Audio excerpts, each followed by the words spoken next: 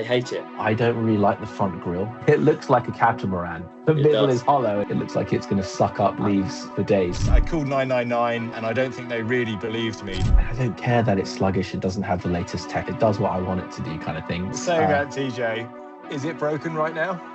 Well, it is. Welcome to the Ottano Pod, our very first episode of the Ottano Podcast. And on today's podcast, we have a baby fired into the footwell of a Golf R, the new Audi RS5 Avant. Is it worth the money? And of course, who are Ottano? What on earth are we doing here? So we're going to cover all of those interesting topics. But first things first, a baby being fired into the footwell of a car. Ben over here has become a father for the third time, and he's got a very interesting story about how his newborn baby arrived into this planet. So Ben, why don't you tell us what happened on your trip to the hospital in your Golf R estate? Yeah, so the Golf R estate, for those of you that don't know, is one of our tour cars that we use for our driving trips. And Elliot's been pestering me for a long time that, you know, to get something different, to get something more exciting, which we will talk about later. But the Golf R now has a special place in all of our hearts because it was the birthplace for my daughter, who was born 2 weeks ago. And let's just say things didn't go quite as smoothly as we were expecting. So a bit of background here. My wife was nine months pregnant. This is our third child. She'd had quick births on the first two, so we knew it was going to come quickly, but we did not know it was going to come as quickly as it did. And after trying to head to the hospital and do it quickly, we were on the M40 down to try and get to Wexham Hospital. And all I was told is, you need to pull over right now, Ben, the baby's coming. And I didn't have anywhere to pull over. So the nearest place I could get to was the luxurious Beaconsfield services station. And I thought, oh man, Sharia's not going to like it if someone's just walking past with their KFC or their Mackie D's as she's trying to give birth. So I thought, right, how do I actually manage this? So I called 999. I got on the phone. I said, look, the baby's coming right now. And I don't think they really believed me that the baby was coming as quickly as it was. And they said, you know, just take your time, go park, you know, be in a comfortable position while Sharia is screaming in the back, it's coming now. And I told them, no, just get an ambulance to the HGV area because I know the services station well. We got to the services station. Let's just say I was maybe doing a little over the limit to get there. Parked up in the bay. And as I put the handbrake on, I turned to my left and all I see is the baby fire out, hit the back of the passenger seat and fall into the footwell. Into the footwell. Oh my crazy. gosh. Into the footwell. Fortunately, I'd cleaned the car, but a few days beforehand, and so yeah, I didn't even have time to switch off the engine. I just put it in park, put the parking brake on, and walked around to the rear passenger door, opened up the car, and that was my daughter. She was born. I picked her up, dusted her off, and job's a good one. That is wild. Oh my gosh, that's hilarious. I mean, I hope you keep that Golf R for a long time, because every time she gets in the back, she could be like, "This is where I was born. This is where I arrived." This is where, yeah. I mean, admittedly, you probably didn't want to be going in the back for a little while. Until I was gonna say, what's the obviously the state of your daughter is more important, but what's the state of the Golf?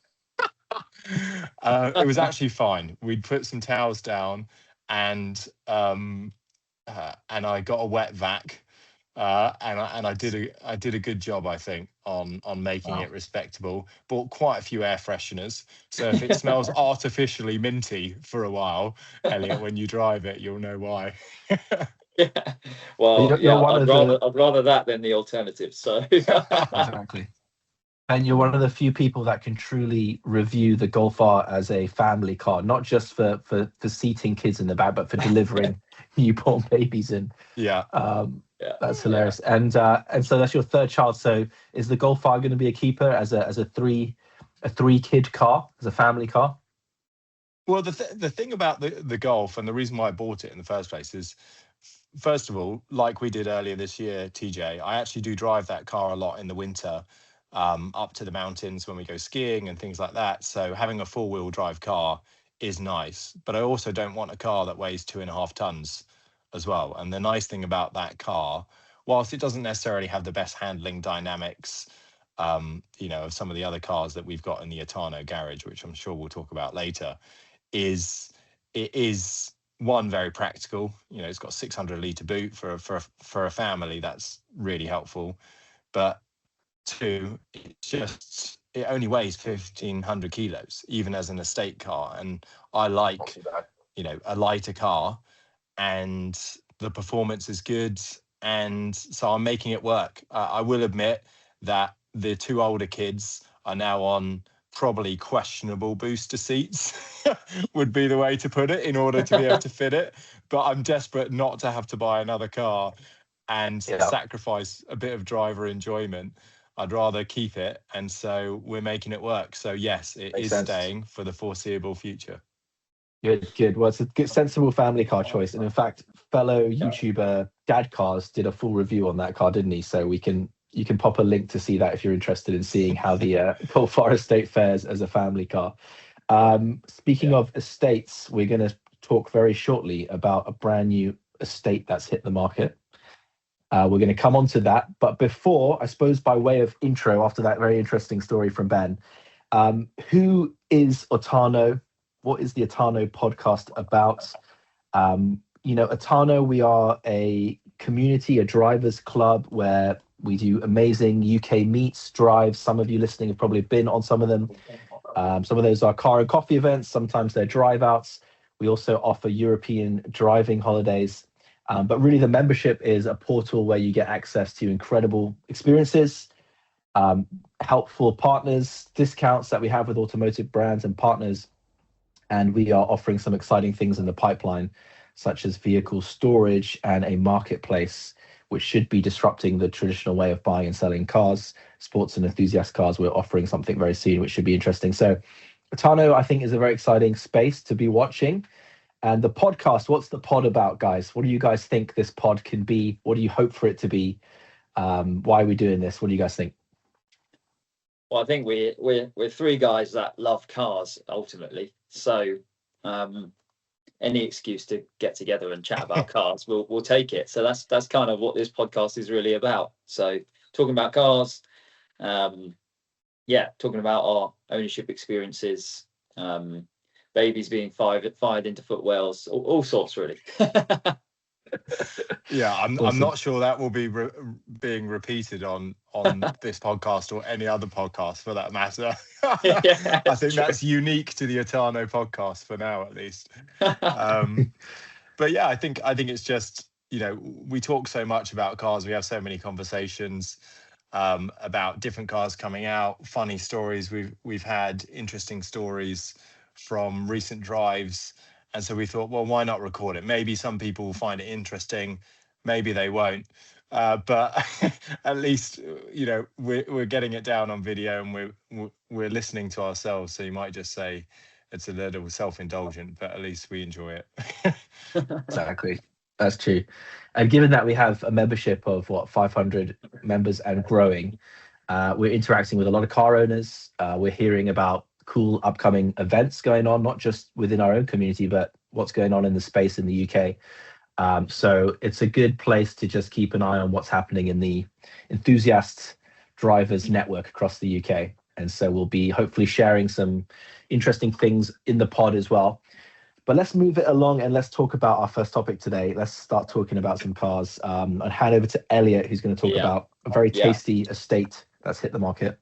So yeah, I've been watching. I've been in YouTube this week, and the car that I've been watching lots of videos about is the new Audi RS5 Avant. quite an interesting one for me, because obviously you guys know I used to work for Audi, so many years ago. But so they used to have a soft spot in my heart, and they used to have an Audi RS3 and things like that. So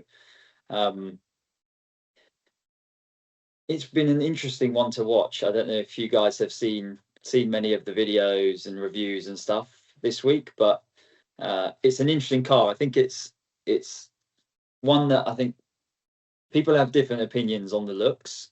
I think I quite like what they've done with the looks. I don't like everything about it, but I think it looks aggressive. They seem to be attracting people that maybe aren't typically Audi people. And I think what's interesting about the estate car market currently is there's not really that much choice out there. Like if you want big powerful estate car, like it's pretty much basically BMW M3 Touring or Audi RS5 at this stage. Yep. I still need to get used to calling it the RS5 as well, rather than the RS4 Avant, which is, I don't know why Audi insist on doing that and changing it and making it more confusing. But anyway, so yeah, what's your thoughts on the car, guys? I've got my own thoughts, but I want to hear what you guys think first. Well, I've watched a lot of the videos as well. I will say that the looks, I think it actually looks really good. I think the front end in particular is very aggressive. Yeah. I think even the side profile of the car is really nice. I think the rear, the only thing I don't like is that the exhausts are slightly closer together. Yeah. But I hear that they had to do that because of the hybrid battery, the positioning of the exhaust. So we'll forgive them for that. But one thing I will say, I was impressed with the noise of the car for a more modern V6 with turbos and a hybrid system. I thought it was going to sound worse than it did. It doesn't sound quite as good, I think, as the M3, and you certainly can't rev it out when stationary like you can with the BMWs, but it still sounded better on throttle than I thought it would. The two things I just can't get away from is, one, the weight of the car. Like, what is it, 2.3 tons? Something like that. Yeah, it's nearing on 2.4, I think. And that to me is just, I mean, only a few years ago, that's what, I had an X5 that weighed 2.4 tons. And you can't get away from the weight. And, I think if you're a true driver, it's difficult to overcome that. Even with as much electrical wizardry as you want to put into a car, it's difficult. Yeah. And the other thing is, I just hate having as many screens as as it does. Like, I don't want everything to be in a touch screen. That it destroys the driver experience for me. And so I've got mixed feelings. I think the car is good, the way it looks is good. I think the noise is better than expected, but I think they've done the same thing as everyone else has. They've ruined the inside with an overly screen heavy interior, and it's too heavy. That's my take. Yeah. I think the weight is hard to ignore, isn't it? It is obnoxiously large and heavy, but I do have some sympathy for the manufacturers, because I think they've got so many regs and limitations with how they make cars nowadays that it does. Some of it is, I'm sure there's people in Audi that didn't want to do certain things with the car that they have to do with the car. However, I think there are other manufacturers out there that have shown you don't need to make that sort of car. And I don't know. I think I quite respect the way that, that from a dynamic perspective, the car appears, at least from the videos and reviews that I've seen, appears to be actually pretty unbelievable to drive, and what you can do with it, considering the weight, considering the size, is quite impressive. But my feeling is that a lot of cars nowadays focus on being impressive rather than entertaining. They focus on being surprising almost, rather than actually just being really enjoyable. to be in and to drive. Yeah. I don't long for the car. Like it's kind of like, oh, that's quite impressive and cool, but I don't want one. And that's the feeling it leaves me with. And whereas I think the M3 Touring has a bit more of that appeal. I can't quite put my finger on what it is about it, but there's something about the car that I just think has a little bit of that. You know, you buy into the kind of the desire to own an M3 Touring because it's an M3 Touring, and I think there's something about it there which is more emotional rather than factual. Yeah. For me, I think I don't really understand. I mean, I've never owned a wagon, so I'm not really an estate person. I don't understand the idea of having an estate car that's this powerful, this heavy, this sports focused. I mean, it's faster than an Audi R8 from what I've seen. Right, it's more powerful than an Audi R8, let's say. And I don't know. For me, a wagon should be about, you know, throwing the dogs in the back, throwing kit in the back, you know, having the kids in there. I don't really understand the fascination with trying to make an estate car this fast and this powerful. And of course, with the EV, it's so heavy. For me, it's not something that I particularly get behind. In terms of the looks, I don't really like the front grille. I think it's way too much grille at the front. It looks like a catamaran, you know, like one of those boats where the middle is hollow and you've just got the things on the side. It looks like it's going to suck up leaves for days. But I think it looks really good from the back. I think the stance looks really, really good from the rear end. And the light bar across that, is that new to this generation? That light bar that goes across. Yeah, that's not new massive to the A5 Avant. Yeah, because I've seen that on the road. It's quite at night. It's very to me, it's a very obnoxious light bar at night when you see it. It's like, you know, you can see it from a mile off. So for me, I'm probably not the type of person that just I'm not the market for this car. Like, if I'm buying a wagon, I wouldn't be looking at buying an M3 Touring or an RS5 Avant personally. I would rather spend the money on something much more fun to drive, lighter, and a bit more analog. But that's me. This is way too advanced for me. I mean, but the money is one part we can't ignore either. I mean, it's not. I don't think it's an outrageously expensive car compared to other cars that are brand new cars nowadays. But it is wild, isn't it? That, I mean, they start from, in the UK, 92,000. Yeah, that's ridiculous. It's just, I can't get my head around.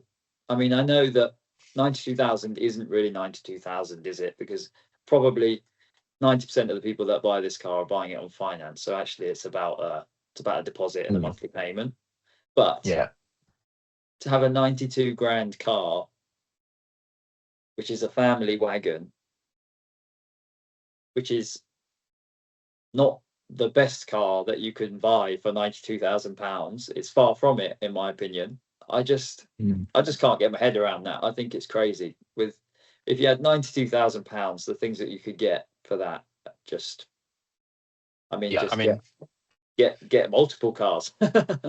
Get a Golf R estate, and then for 20 grand in the used market, and then you've still got 70 grand to play with something proper. Imagine giving birth in the back of an RS5 Avant that costs 90 grand. You'd be distraught. You'd be like, no, not in this car. I should have got the Golf R. Golf R.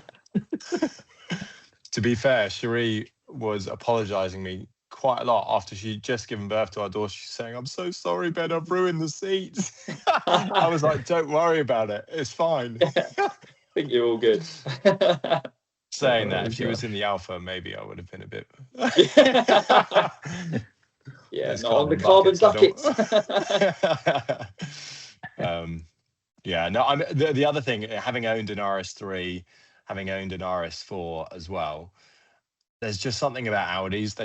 I don't know. I know you worked for Audi, and I know you had an RS3 that you really liked, Elliot, but I just don't think they drive that well. I mean, look, the reviews, they say this drives better, but I'm very skeptical about YouTubers and what they say. There's so many out there that say cars drive well, and then you get in them and then actually they're just terrible. I think they just haven't driven proper cars before, or at least driven them properly. So I really don't know what to make of the reviews. There's only a few YouTubers out there that I trust their opinion on how cars drive, and I think we all know who they are, Elliot. Yeah. But yeah, look, I'll reserve judgment. I'll see it in real life, but there's no way I'd be spending 92 grand on an estate car that I know is going to be worth half that 3 years later. Yeah. That's the other thing, is the depreciation is going to be pretty savage, isn't it? Yeah. You'd think. Yeah. Most likely. Yeah. I think that the other thing with these cars is like, I just don't really care. It sounds really bad, but I just don't really care when I see another new car be released. I'm just getting 9 times out of 10, I'm just not that interested. And I think I kind of get the same feeling with the RS5. Is I'm like, yeah, it's quite impressive, and I'm sure some people really like it, but I just don't really care. Yeah. It's so, I mean, you've got to give them credit for the engineering and technology that goes into a machine like this. I mean, I'm amazed when I read about what's actually going on in a car like this. There's so much going on technologically speaking here, but how much of that actually contributes to an amazing experience actually driving the car? How much of that do you actually sit there and go, I'm really glad I have rear axle dynamic torque vectoring, whatever it's called, that's going on in the back of this car. Like, again, for me, as a bit of I'm very old school and probably a Luddite. I'm just not. It doesn't excite me knowing that this stuff is going on in the background. I just want the car to do the job and do the job that I think it's designed for. And different cars are designed for different things, and I think that's where things get confusing, because what are we buying an estate car for? Does it need to do what Audi's trying to do with this car? That's probably a whole other conversation. It's going to segue nicely into our next discussion, I think, because we've got another car we're going to talk about next. But for me, that's kind of, that's why I have a Range Rover L322, right? Again, people would probably make fun of someone for owning that, but it does what it's meant to do. It's slow, it's boxy, it's rugged, and you don't care about throwing stuff in the back of it because it can do that. It's meant to carry a load of crap. It's meant to tow really heavy stuff, and I don't care that it's sluggish and doesn't have the latest tech in it. It's comfortable and luxurious, but it does what I want it to do, kind of thing, and it doesn't cost me a lot to do that. So I'm a bit saying of that. Saying that, TJ, is it broken right now? Well, it is off the road right now because of a brake. So it does what it needs to do, does it? I do need to change the rear caliper at the moment, and so it's actually not doing its job very well. You knew that was going to happen as soon as you bought a Range Rover, let's be honest. You know what? Prior to that, it's been rock steady and it's been rock solid. And I think they get a bad reputation. They're actually not as bad as people say. But right now, I can't really make a strong case for that because it's off the road. Well, this is your first Range Rover, right? I've only had one Range Rover and it got stolen. So we've got one broken Range Rover, one stolen Range Rover. I think it's fitting the bill pretty much spot on. Yeah. No one wants to steal the L322 though. That's the thing. The next generation, the L405 is quite stealable. Probably a bit less so nowadays, but shall we talk next about the new 911 GT3? Is it called an SC? Or what's it actually technically called? So it's called a GT3 SC, and that's not like the old. I know the old 911 SC from way back in the days in the 70s. This is not the same SC. Like, they're not making a sort of a callback to the legacy of that, are they? This is sports cabriolet. Yeah. So help me understand what Porsche's doing here, and what do you guys think, having seen some pictures and reviews of this car? So I love it. And but Elliot will tell me that it's sacrilege for probably loving it as much as I do, because the thing that appeals to me about a GT3 is, one, the engine note and the way that they drive. And yes, when you have a convertible, you compromise a little bit of the rigidity of the car.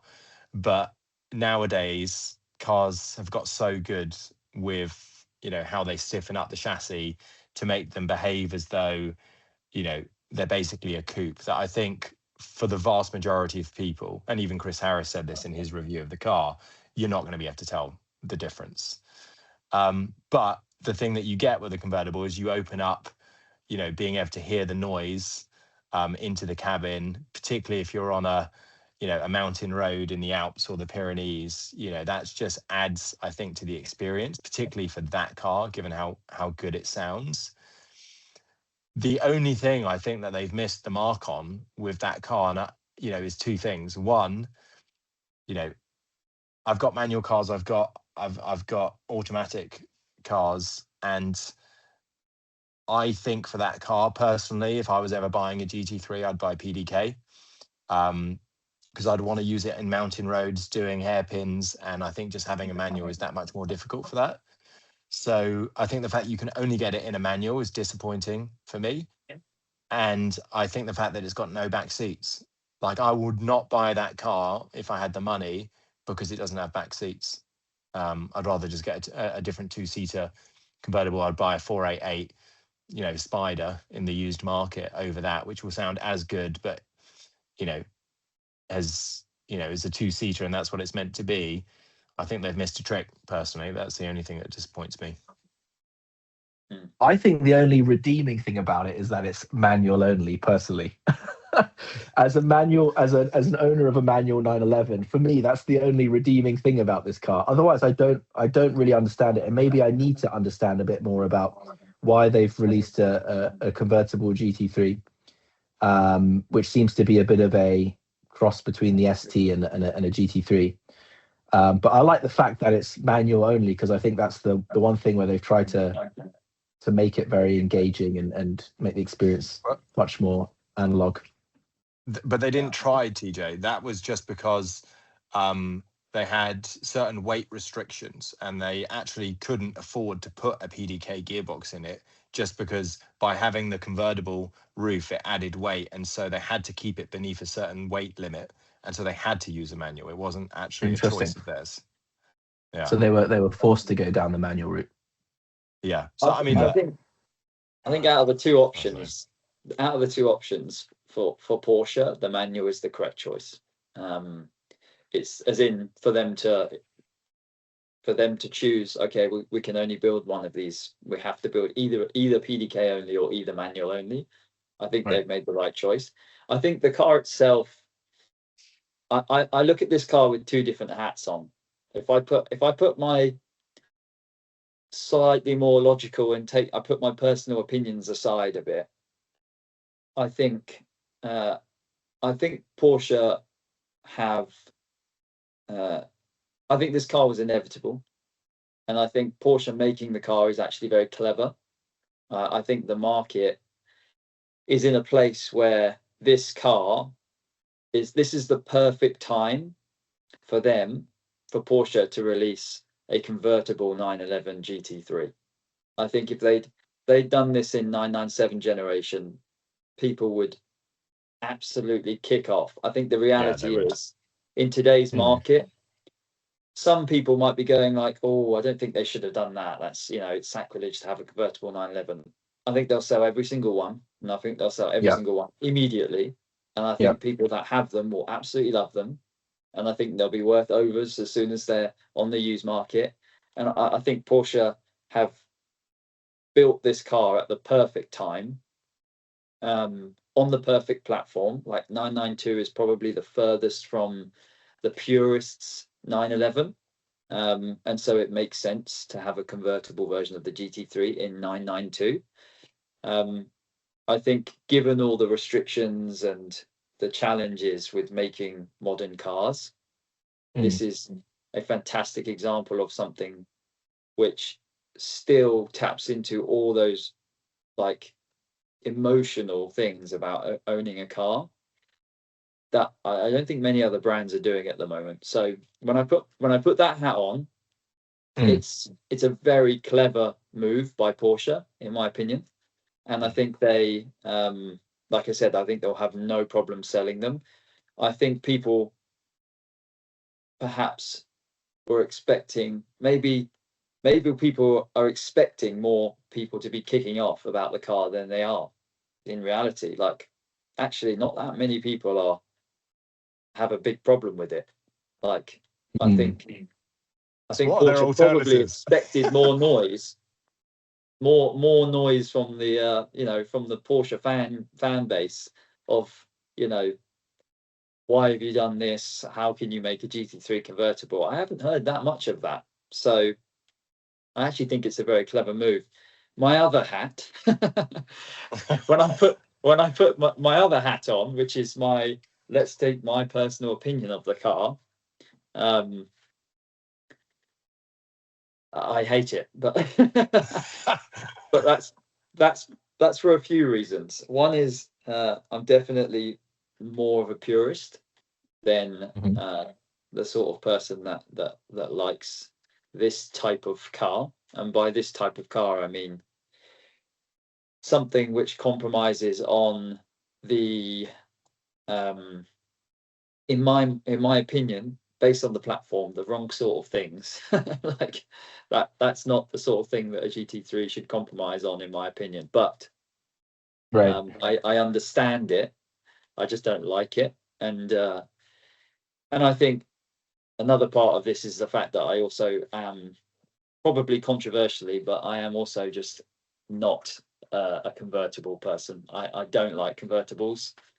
I understand the appeal of them. So before I get abused on the internet, I do want to say I understand why people like them, but me personally, I really don't like convertibles. I would never buy a convertible, or at least I can say that now. But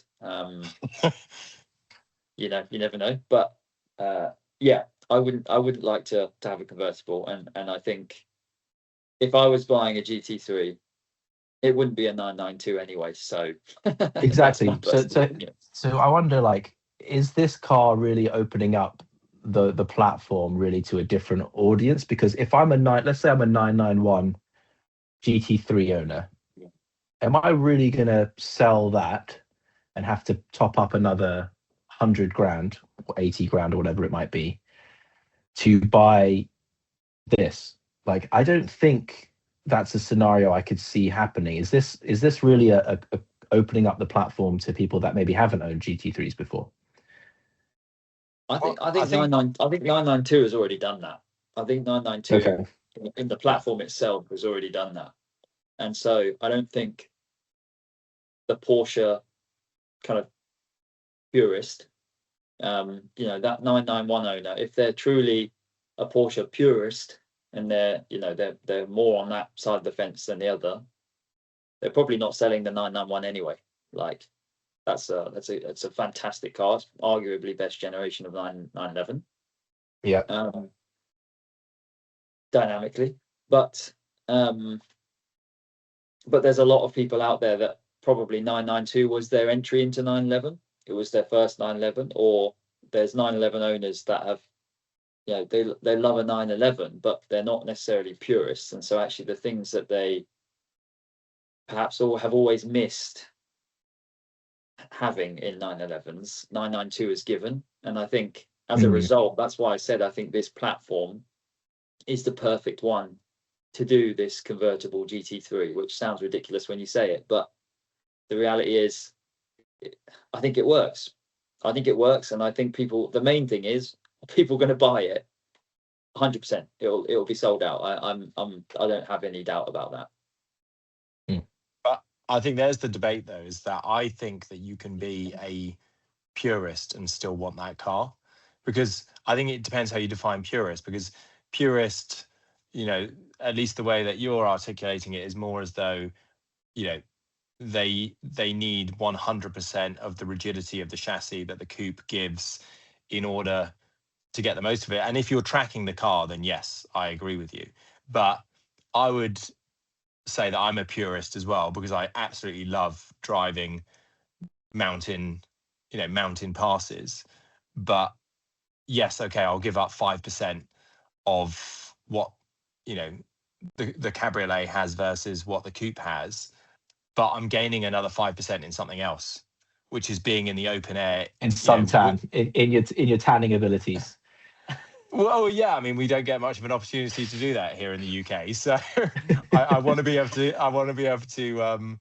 But I think you just gain something, but it's something different by having it. So I really like it, and this is coming from someone, and we'll get onto it in a minute, who has just bought arguably one of the most purest driving cars out there as well, which we'll talk about in a moment. I think it's great. As I said, the only thing I'd want is PDK box, and I'd want the back seats, but I think it's been primarily actually designed for the US market.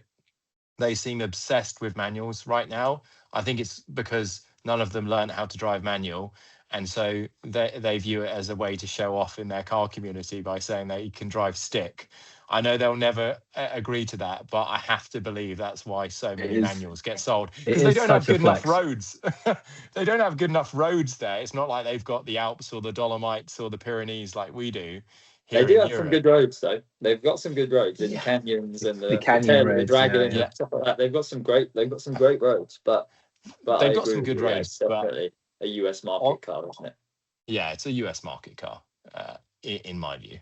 But anyway, we should discuss, whilst talking about, what cars we love, why we like them, about what we'd be buying right now if we did want to buy an enthusiast car. So Elliot, you're currently in the market for something. So yeah.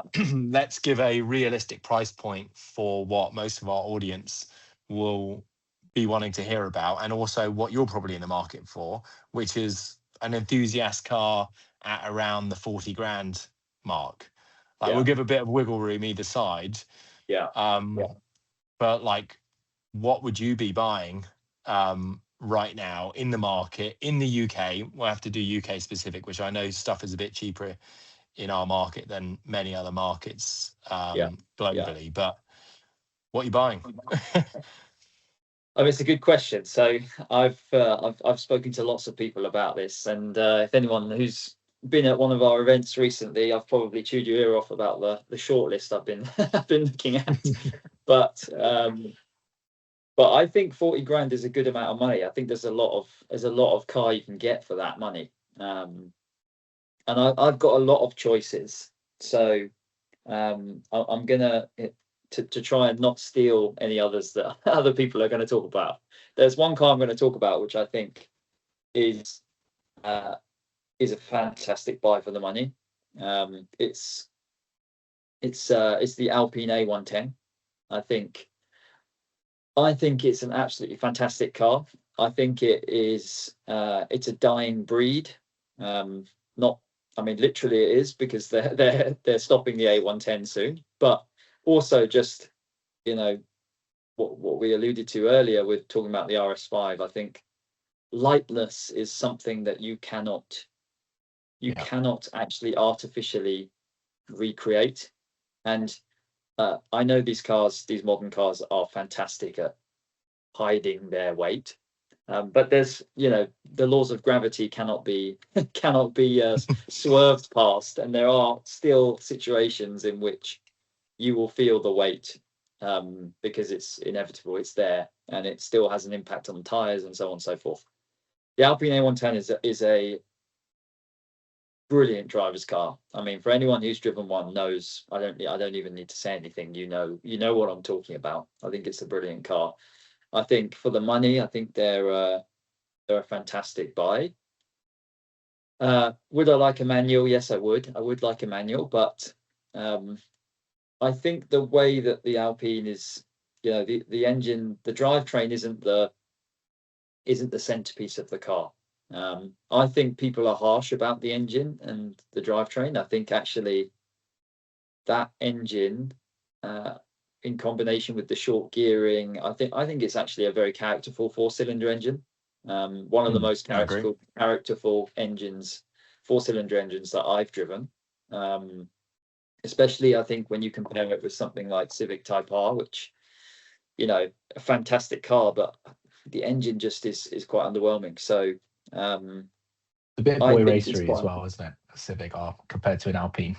it is. I mean, I'm not knocking the Civic Type R because I think that's an absolutely amazing car. But I like rear wheel drive cars. So for me, I think the Alpine ticks a lot of boxes. And I think for the money, there you can get a good one for under 40k, or you could spend around 40k, or maybe a smidge over 40k, and maybe get an S, which people are mixed about. I think we drive a lot in Europe, and obviously on European roads, you've got lovely smooth tarmac, and it's probably closer to a circuit than it is to a British B road. So what does the S get you over the base model? quite a few things. I mean, it's a slight uplift in power. It's a stiffer setup. So I think the roll bars are like 200% stiffer than the standard pure Alpine. But so I can't remember exactly, but it's quite stiff. It's quite a lot more stiff. It's just a bit more aggressively set up, which I think I prefer personally because we drive a lot in Europe. So one of the cars on my shortlist would be that.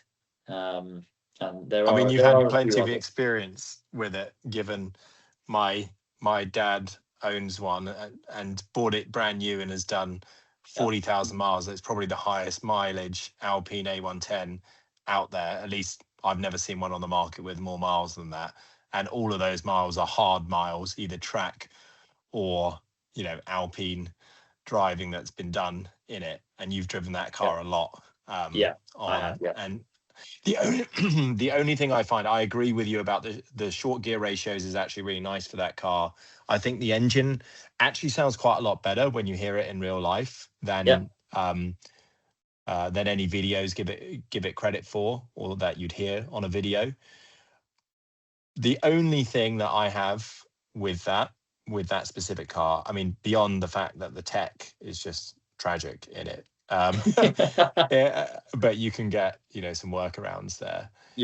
Is it's actually so light that on the wrong type of road surface it feels a bit jittery.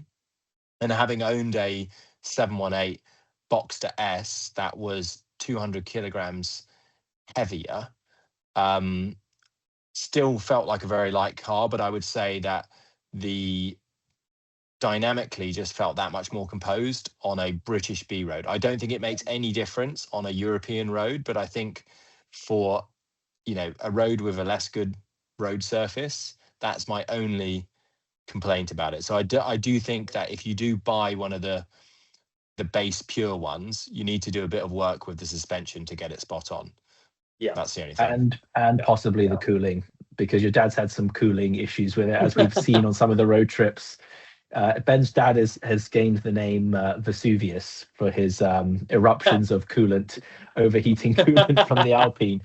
But he also pushes that car probably harder than most Alpine drivers do. But he's made some cooling upgrades to it as a result. He's got some additional ducts now underneath the car to drive more airflow into the engine, and he's got a bigger radiator, and that's pretty much fixed things. So it's reasonably small things, and you can overcome that. But yeah, I think it's a great contender. It's a driver's car. It's a driver's car. It's really a driver's car. People that own them love them. They're super, you know, they're real enthusiasts for the Alpine. People that go into that car.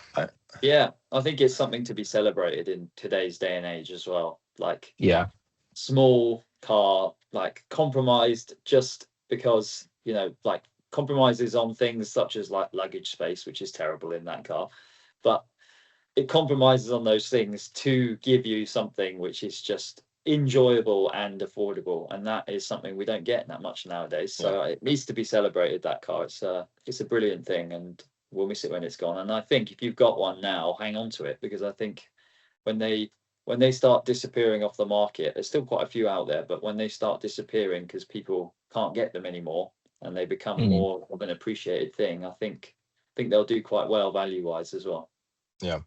Well, I mean, you just have to look. Since I know a lot of stuff's gone up this year, but the Alpines, I think they dipped down to, the higher mileage ones went down to as low as early 30s, and now they're more like mid to late 30s at the bottom end. Yeah. So they have appreciated 15-20% this year. I mean, talking about light cars, and the fact that you're wearing an orange top, Elliot, we probably do need to talk about my recent purchase in the last 2 weeks. Go on then. So, for those of you that don't know, the Golf R is not my only car. I am someone who does like to chop and change their cars quite a lot. I think, Elliot, when we were last on a tour together, and you were sat in the passenger seat, I was going through the list of all the cars I've had, and I think I've had close to 30 in the last 10 to 12 years, mainly because I buy an enthusiast car not only for my car, but I also do Cherie's car as well, and I chop and change both of them. So it's probably only more like 15 for me and 15 for her, but they're all in my name, and they're all so. And none of which she's actually had any say in choosing. You're just like, no, babe, I've got you a manual. I've got you a manual Cayenne GTS, and you're just going to drive this now. That's for another day, but I made good money on that car, so we'll talk about appreciating classics on another pod. There's a story to that car for another podcast. There is. We'll pop up an image of it, and that's all you're going to get for now. Yeah, but so recently, people must have seen what's been happening with the UK car market, the car market globally. But I think from the beginning of this year, you saw a few big auctions in the US for certain collectible grade Ferraris and other top brands, and lightweight, rare, and performance orientated versions of either top branded vehicles like Ferrari, Lamborghini, etc. have all gone absolutely crazy. I mean, probably the best example of this is like the 360 Challenge Stradale. I follow Seen Through Glass and have watched all his content, and he bought one for under 200. They're now trading for 500, and they've moved up. They've probably doubled year to date as well, which is the craziest thing. Yeah. And so my thoughts were, what other rare, lightweight enthusiast cars are out there, which not necessarily are going to increase in value, but could I buy now whilst are at still a good price point, and I will be fine and certainly won't lose any money. Maybe we'll make some money, but will just give me that same sort of experience. And for me, I ended up pulling the trigger on a Lotus Exige Roadster. Couple of reasons for that. I mean, we've already described my love for a convertible. The nice thing is, whether or not it's the coupe or the convertible in that car, there's no structural changes to that vehicle, so you're not really compromising anything in that vehicle. It's manual. I had two automatics. I've got a Giulia Quadrifoglio and I've got the Golf R, so it gives me something different, both in terms of it's a convertible, it's manual, and it's as raw as they come. I mean, there's this one actually does have a few mod cons that most of them don't, like cruise control and heated seats, but outside of that, I mean, the radio was archaic in it, and that's it. There's nothing else. And the fact that I can just reach across and I can pull down the window, it's that small. It's 1,100 kilos. It's got a 3.5 litre V6 with 350 horsepower, which with a supercharger has got low down torque, which a naturally aspirated engine wouldn't have. So I'm not compromising on, low down grunt, but I've got the noise, I've got the soft top, I've got the lightweight, and it looks like a baby supercar, particularly given it's in bright orange.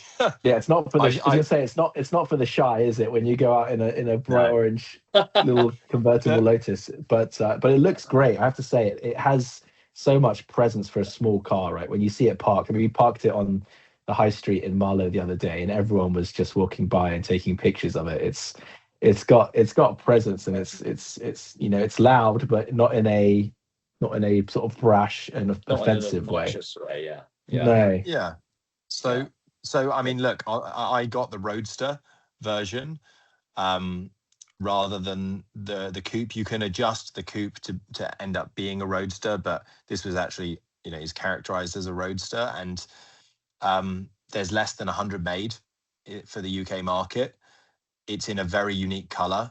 I think there's only one other orange Roadster in the market. It sounds an awful lot like you're trying to help the value creep up right now. He's trying to artificially pump the price on Lotus. I think there were probably 3 made, and when they were new, they were 500 grand. I reckon it's 500 grand. I think the list price was 550 grand or something like that, and you know, 40 grand now. They've really got to go up in price, haven't they? Yeah. Well, mine's probably the lowest mileage, 7k miles with full Lotus history. Usually I don't like buying a car with low mileage, but the history was very good, and it was from a Lotus main dealer as well. So it was too good an offer. And when I called you guys to say I'm going to have a look at it, you were all a bit shocked when I messaged you. To be fair, having had a go in it now, you know, you let me have a drive it the other day, and it's the first. I think it's the first Lotus I've ever driven, actually. But it was properly good fun. It was properly good fun, and I think it's weird because I think it's one of those cars that I think to a lot of people it's a lot of money for what you get. Like for a lot of people, it's like, well, I pay 40 grand for a car, and I get that's what I get inside. I get basically nothing inside. But that's not the point of the car, is it? And I think if what you're looking for is something extremely fun and entertaining to drive, and you know, arguably one of the purest experiences of driving you can have. I mean, like I said to you after I drove it, I think that the thing that I was telling my brother about it, and I was like, the steering, the closest thing I can associate the steering to is basically, I don't know if you've ever done one of those Jonathan Palmer Sport Days. Yeah. But when you drive the JPLM car there, which is basically like it's sort of like a 2-seat open top, it kind of like a mini Le Mans prototype car, for a better way of putting it. But the steering felt most similar to that. It was like, because it's got no power steering. No power steering. Tiny little steering wheel. Small steering wheel. It just feels, it does, I know it's cliche, but it does feel like a big go-kart, and I think it's a lot of fun. I think for the money it is a lot of car, actually, and the performance is no joke. It is fast. Well, I think given the thesis that Ben was talking about of, you know, people are less excited about new heavy tech, you know, tech filled cars, and they're actually looking back at analog drivers focused cars. With that thesis, I think it makes a lot of sense that the Lotus Exige S would be a great candidate to pick up on from that trend, you know. The reality is, in terms of tech, all you need in a car is Apple CarPlay. In my opinion, all you need. There is no other tech I ever interact with. Like my everyday car is an Audi A3, and like the only thing I ever use in it is CarPlay. I don't touch any other feature that it has within the tech. In fact, you're spending most of the time turning off all of the tech that's in it. Yeah, that's it. You spend more time switching all the stuff off. So actually, like, all you need is Apple CarPlay, and Ben, we fitted that to the Lotus the other day. So we're all good. We did, and to be fair, it was very satisfying, which you wouldn't have been able to do in a modern day car. Right, you wouldn't have been able to. We literally took the roof off. We sat in that car for 2.5 hours, and we literally got our hands dirty, and we fitted a CarPlay unit, which involved taking out, you know, and disconnecting all the air conditioning and the heating and heated seats and everything, and putting it back together. And it was really satisfying doing that. And I can't think of another car that you could have done that easily with. That's you know, so it's just great. It was good fun being able to do that, and I felt satisfied and more connected to the car as well for having been able to do something like that with it as well. That's true. That is true. So we'll be keen to hear updates on your Lotus ownership experience, Ben, to see whether it is trouble free or whether it is lots of trouble, usually serious, as Lotus owners typically report. But I didn't know that it had a Toyota engine actually in it. That the base engine is Toyota made, which is hopefully should be reliable. Just everything else around it might not be. The engine and gearbox is fine. The only thing that you need to do is, unless you had like the 410 or the 430 variants of the car, which got an additional intercooler in effect for the supercharger, is you probably need to increase the cooling capacity of the engine for the types of driving that we do. So I'm going to upgrade the radiator. I'm going to put in some other small modifications to help with cooling, because everyone tells me, okay, well, if you're not doing track use, you don't need to worry about it. But I don't think they know what type of driving we do. And it's more intense than most track driving. So those will be some mods that I'll do shortly. Yeah. And it's cool that it's going to go from being driven a few hundred miles a year from its previous owner to being properly, ragged in the mountain passes of Spain. So that's kind of a nice journey for it to be on under your ownership. Yeah. I'll quickly chime TJ? in. Yeah, I was going to say I'll chime in very quickly with a similarly biased report on where 40 grand could go as Ben, because my car choice would be my own current car choice, which is a 996 turbo manual X50, if you can get the X50 power kit, which gives you the bigger turbos, more horsepower. Now, it's getting harder, I think, to find one for 40 grand for similar reasons that we're probably talking about just now. But I do know someone locally that is selling a 2003 manual 996 turbo with the X50 in black, 55,000 miles on it. He wants 42 grand for it. So we're not miles away what I paid for the price Lotus. point. So literally same price point. And honestly, all the things you were saying about the Lotus, I think I would say about the 996 turbo, in that it's just a raw experience. It has it has power steering, it's hydraulic steering, so you have a much lighter steering feel, but you feel so engaged with the road. It's super quick for a car that's 24 years old now. It's so quick. It's just surprisingly quick when the turbos kick in. Yes, it's laggy. You kind of get used to the lag. You get used to turbo lag. It's part of the characteristic, I think, of driving it. But all turbo owners will tell you the Meska engine is legendary. It doesn't suffer from all the issues that the C2s, C4s had, which is the bore scoring and all of that in the 996, 997 generation. And I took it on a 2,500 mile road trip this year. And it was, for me, the first time really engaging and getting to know the car, because obviously I've driven it hard around the UK here and there, but when you take it on the roads that we were doing in Spain, for example, through the mountain roads, and you're doing turn after turn, and you're shifting through the gears. One thing I was worried about is a manual on the mountain passes. Ben mentioned, it would be much nicer to have a PDK, and I've driven PDKs in those conditions, and it's a lot easier to be shifting gears with a flappy paddle. But I found that actually it was just so much fun. It's so fun. You got into a rhythm, and you were just, into second, heading into the turn, and you just be flooring it in second to third, and you'd be letting the boost come in to full whack, and it was just, honestly, I was just loving it. And so for me, I won't go on for too long about it, but for me, if you had 40 grand to get into a 996 turbo, I think would be a sensible choice if you can, whilst you still can. I'd be biased and say that. Yeah, to be fair to the 996, which, as you guys know, is probably my favorite car of all time. I might be biased as well, but driving yours in the mountains, because you again let me have a go when we were in the mountains in Spain and the Pyrenees. It's just so fun, and I did really enjoy the Lotus. And in fairness to the Lotus, I haven't driven it on a mountain road yet, but I still, when I go out the Lotus, was like, I still prefer the steering of a 996. I think it's, even though yes, okay, it's got power steering and maybe it's not as pure because of that, but I still felt it was slightly nicer. Just that the feeling of the Porsche steering, and specifically in the 996, and then just the manual shift. It's just great fun. And that car, I think your turbo Teej is properly quick as well, like properly, like modern day standard quick. It's that's why they call me Turbo Teej. I mean, that's where I got the name.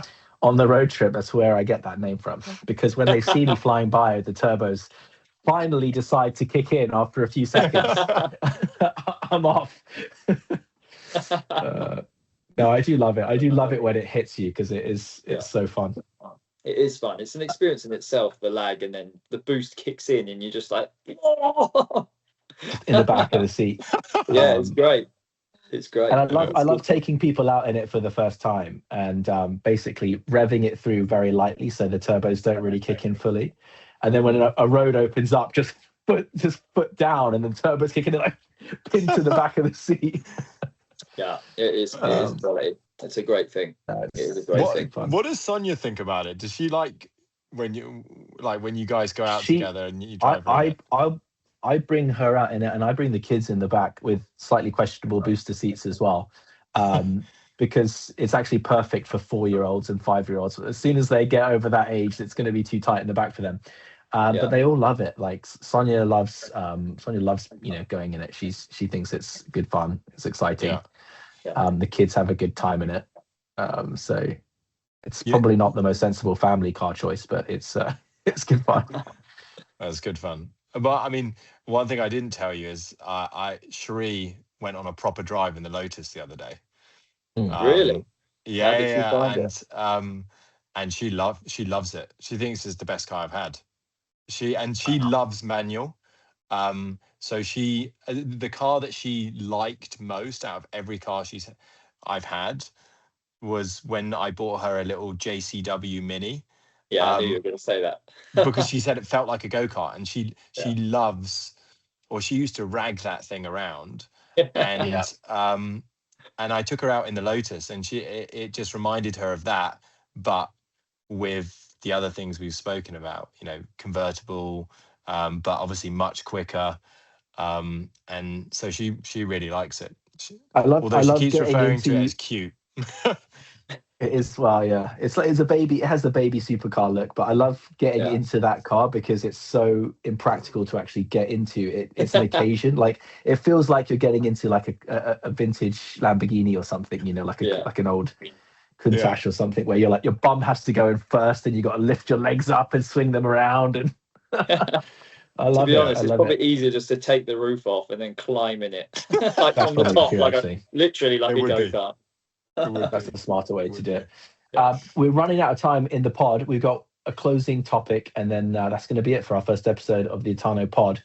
But just to draw things to a close, obviously we do a lot of UK car meets. We meet a lot of interesting people and interesting cars that they have.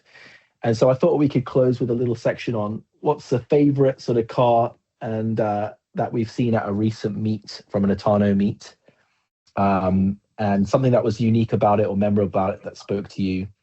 And in a way, it's a plug for all of you people listening. If you do have an interesting sports or enthusiast car, join the club and come out to something, because we love talking to people about what they've owned and what their passion is for their current vehicle.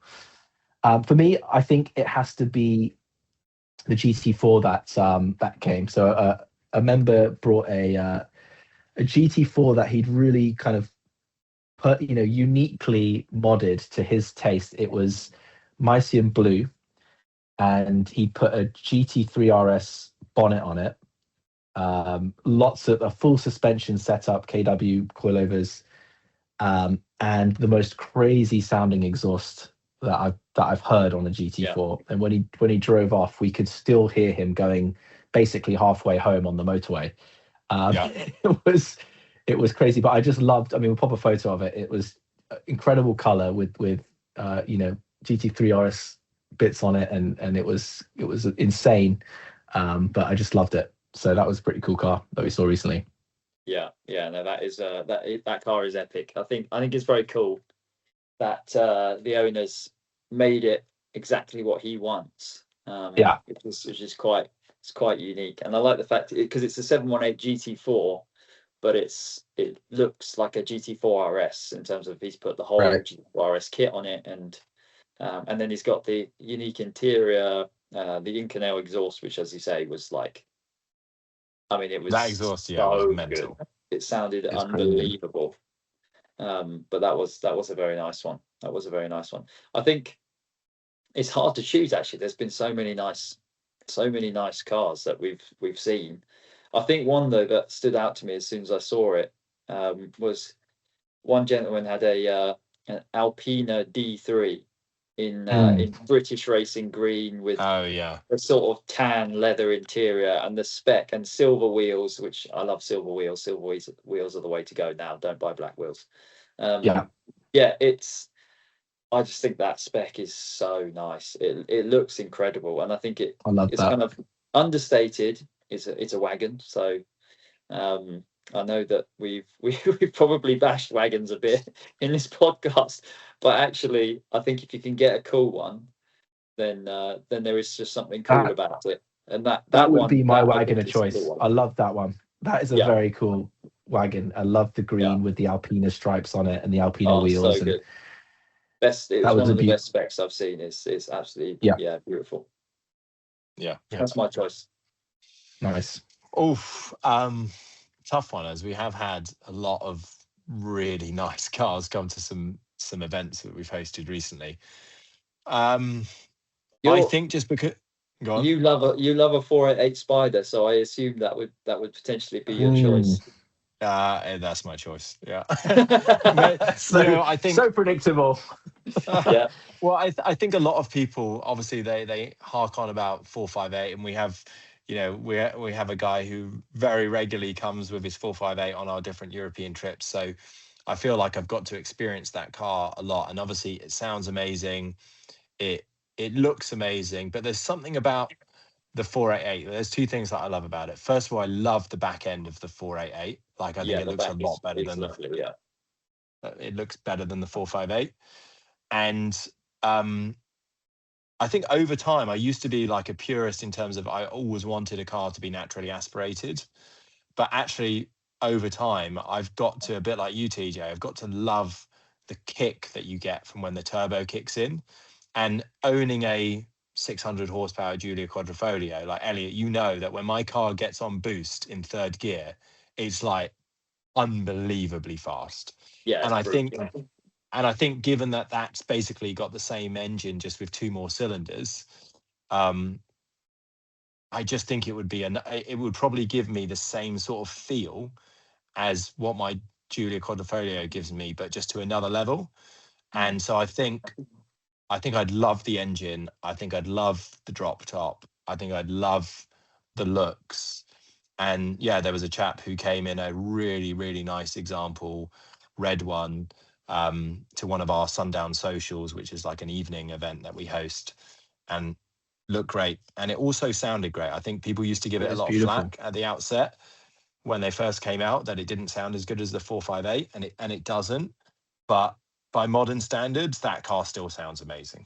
Yeah, it does. It does. It was a beautiful spec. It wasn't.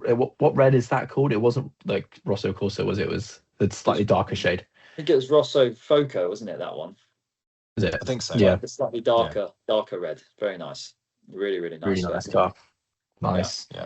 Well, for the listeners, if you've made it this far, you're probably as crazy about cars as we are. And in which case, I'm sure we'll see you at something that we're doing soon. We've got lots of cool UK events coming up, and we've got our flagship European tour in September to the Picos and Portugal. So you can go on our website at ottano.uk, have a look at everything that we've got coming up. And that'll be it for our first episode of the Ottano podcast. Ben, Elliot, thank you, boys. Good chatting today. Chatting, arguing, whatever you might call it. Debating, teasing, all of that. Debating, we love it. And we'll see you on the next one. All right. See you soon. Bye. Take care. Bye-bye.